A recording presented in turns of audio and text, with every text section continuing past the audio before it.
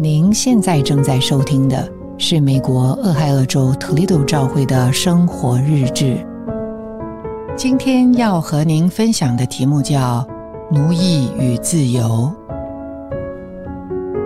站在这片承载了100年历史的南方庄园，听到那些跨越了几代人的奴隶和奴隶主之间的悲情故事，我满了感触。我面对的是快要消失的历史遗迹，却被它带进了一个从未停止、正在进行的广大叙事。我停下脚步，重新审视我过往所受的奴役和今天所得着的自由。这是教会1年1度的外出乡调。在过去的几年间，我们陆续造访了许多位于美国北部以及中部的城市。弟兄们觉得今年我们应该走访一些南部的州郡，因为那里历经了近1个世纪的奴隶制度，蕴藏着丰富的历史和人文轨迹，有助于我们人性的拔高和属灵的成长。我想这将会是一个很好的机会，让我体会200年前在这片土地上发生的故事。讲说员带我们来到了一排破旧的小木屋前，那是以前奴隶居住的屋子，黑暗简陋，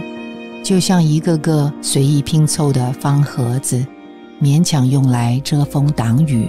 里面什么也没有。我们只能从讲说员的只字片语截取他们艰苦生活的一些片段。与这些一文不名的方盒子相对的，是在不远处傲然屹立的那栋奴隶主的豪宅。讽刺的是，被庄园的奴隶主用来庆祝独立战争胜利而挂在树上的铃铛，如今还高高地悬挂在那里，好像试图淡化奴役制度的罪行。一旁象征性画出的作为参观景点的一块小棉花田，和庄园外近在咫尺林立的高楼遥遥相望，似乎也在宣示着奴隶制度早已从这片土地上消亡了。然而，如果我们向自己诚实，就要发现同样的历史依旧天天在我们里面反复上演。看着这些残破不堪的小木屋，我不由自主地想，这不正是人真实的光景吗？自从人堕落之后，就已经卖给了罪，成了肉体，落在罪的奴役之下，时时受肉体的苦。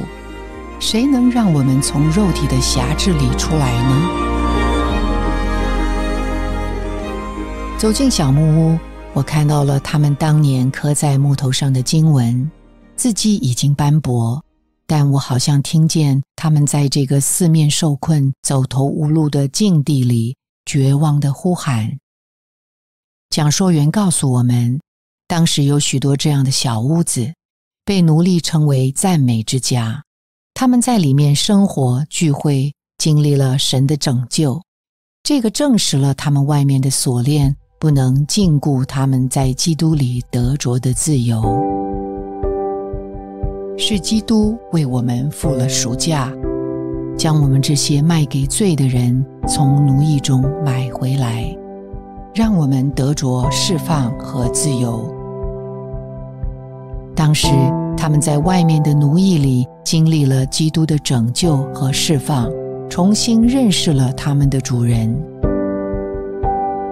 今天我们也继续这个历史，用这个宝贵的自由，甘心乐意地服侍基督，就是我们真实可爱的主人。庄园的行程结束了，在回家的路上，我看着身旁主里的弟兄姊妹，我突然觉得我与他们是何等的亲近。我的眼里没有了希利尼人和犹太人，没有了为奴的和自主的，没有了高低贵贱、背景文化、种族差异，主实在是拆毁了人中间隔断的墙，让我们这些从前远离的人，因着基督的血，成了神家里的亲人。是主在十字架上所成就的，让我们这些受肉体奴役的人，回到神造人原初的价值和目的里，使我们能丰富地经历并享受主所创造的那一个新人里的自由。感谢您的收听，希望您能从今天的信息中得到亮光和启示。你的点赞、留言、分享、转发是我们持续制作的动力。我们的网址是 thechurchintoledo.org。期待我们下次空中再会。